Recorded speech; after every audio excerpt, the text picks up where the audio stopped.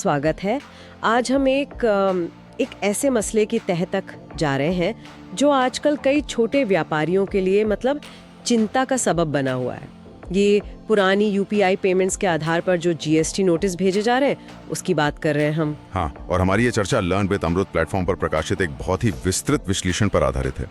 देखिए, मामला ये है कि जुलाई 2025 में जीएसटी विभाग ने वित्त वर्ष 2021 से लेके 2024 तक के यूपीआई लेन देन को देखा और उसके आधार पर कुछ नोटिस जारी किए हैं। ये नोटिस खासकर उन छोटे व्यापारियों को मिले हैं जो पहले मतलब जीएसटी के तहत पंजीकृत नहीं थे। तो आज हम यही समझने की कोशिश करेंगे कि भाई ये नोटिस आखिर क्यों भेजे गए, और जब जानकारी पहले से थी तो कार्रवाई में ये करीब 3 साल की देरी क्यों हुई, और डिजिटल इंडिया के इस दौर में इसके क्या मायने हैं। चलिए इसको खोलकर देखते हैं जरा। तो सबसे पहले ये समझते हैं कि हुआ क्या असल में। जैसा कि स्रोत बताते हैं, खासकर बैंगलोर जैसे शहरों में छोटे दुकानदारों को, आप मान लीजिए बेकरी चलाने वालों को, ये नोटिस मिले। वजह ये थी कि उनका जो सालाना यूपीआई कलेक्शन था वो 40 लाख रुपए की सीमा पार कर गया था, जो कि ज्यादातर राज्यों में आप जानते हैं वस्तुओं के व्यापार के लिए जीएसटी पंजीकरण की अनिवार्य सीमा है।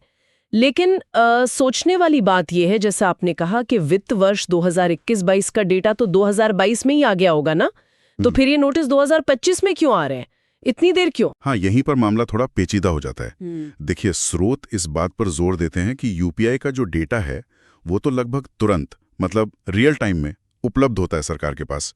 तो सवाल यही उठता है कि जब विभाग के पास ये जानकारी लगभग उसी समय आ रही थी, तो जैसे क्रेडिट कार्ड की लिमिट पार होने पर एक एसएमएस आ जाता है फट से, वैसा कोई अलर्ट सिस्टम इन व्यापारियों के लिए क्यों नहीं था? हाँ बिल्कुल, ये बहुत वाजिब सवाल है। क्यों उन्हें मान लीजिए 30 लाख रुपए या 38 लाख रुपए की सीमा जैसी वो पार करने वाले थे या कर गए थे, कोई सूचना, कोई अलर्ट क्यों नहीं भेजा गया? और अगर हम थोड़ा पीछे जाएं, आपको याद होगा पुराने जमाने में जब वैल्यू एडेड टैक्स वैट था, या फिर वोटिंग जैसे मामलों के लिए भी कैसे दूरदर्शन और पोस्टरों के जरिए बड़े पैमाने पर जागरूकता फैलाई जाती थी। हाँ बिल्कुल याद है। हाँ, आज हमारे पास डिजिटल तकनीक है, डेटा है, सब कुछ है, लेकिन जीएसटी जैसे कह सकते हैं जटिल कानून के बारे में वैसी व्यापक जागरूकता या समय पर डिजिटल सूचनाएं क्यों नहीं पहुंच पा रही हैं आम व्यापारी तक?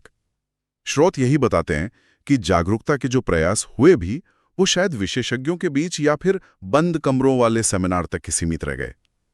वो आम व्यापारी तक नहीं पहुंचे, जबकि पहले टीवी और पोस्टर जैसे जन माध्यमों का इस्तेमाल होता था। ये कहीं ना कहीं मौजूदा डिजिटल संवाद की कमी दिखाता है। हाँ, ये बात तो है।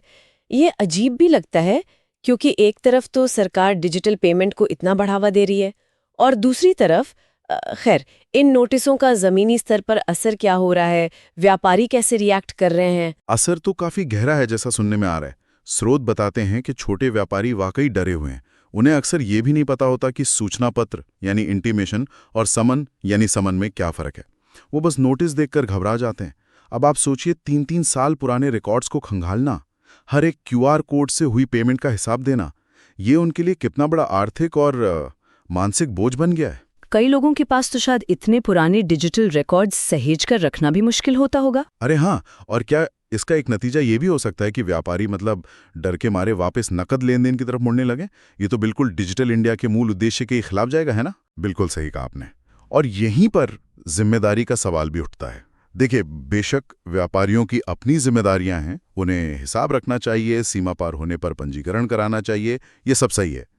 लेकिन स्रोत ये महत्वपूर्ण सवाल भी उठाते हैं कि जब सिस्टम डिजिटल है, डेटा उपलब्ध था, तो क्या सरकार का या सिस्टम का ये कर्तव्य नहीं बनता था कि वो समय पर अलर्ट भेजकर व्यापारियों की थोड़ी मदद करती? खासकर ये देखते हुए कि कई छोटे व्यापारी, जैसा आपने कहा, पंजीकरण से पहले अक्सर अकाउंटेंट नहीं रखते। उन्हें शायद इस 40 लाख रुपए की सीमा के बारे में ठीक से पता भी ना हो।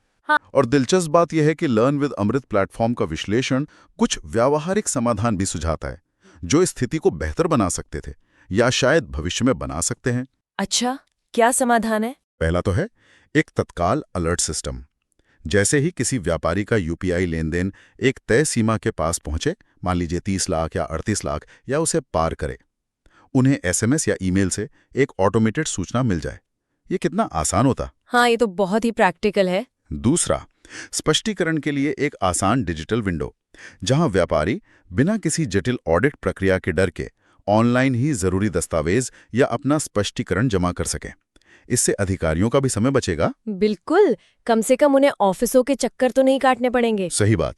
और तीसरा, एक एमनेस्टी या स्वैच्छिक घोषणा योजना, जिसे वॉलंटरी डिस्क्लोजर स्कीम कहते हैं। इसके तहत व्यापारियों को एक मौका दिया जाए कि वे बिना भारी जुर्माने के डर के पंजीकरण करा सकें और अपना जो भी पिछला बकाया टैक्स है वो भर सकें। इससे न सिर्फ व्यापारियों को राहत मिलेगी, बल्कि सरकार को भी बिना मुकदमेबाजी के राजस्व मिल जाएगा। ये समाधान तो वाकई बहुत ज़रूरी और व्यवहारिक लगते हैं, खासकर तब जब जीएसटी को बार बार एक टेक्नोलॉजी आधारित कानून कहा जाता है। इसका मतलब तो यही हुआ ना कि तकनीक का इस्तेमाल सिर्फ निगरानी और बाद में सज़ा देने के लिए नहीं, बल्कि समय पर सहायता और मार्गदर्शन के लिए भी होना चाहिए। तो फिर इस पूरी चर्चा का सार क्या निकलता है? हम क्या समझें इससे? ऐसा लगता है कि टेक्नोलॉजी तो हमारे पास है, लेकिन उसका इस्तेमाल व्यापारियों को समय पर सूचित करने, उन्हें नियमों का पालन करने में मदद करने के लिए शायद उस तरह से नहीं हो पा रहा है जैसा होना चाहिए था।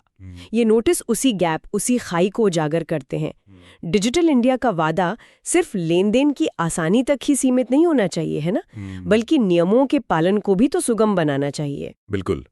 और यहीं से एक बड़ा सोचने वाला सवाल खड़ा होता है, क्या कोई भी टैक्स प्रणाली जिसे हम स्वमूल्यांकन यानी सेल्फ असेसमेंट आधारित कहते हैं, वो वाकई प्रभावी हो सकती है?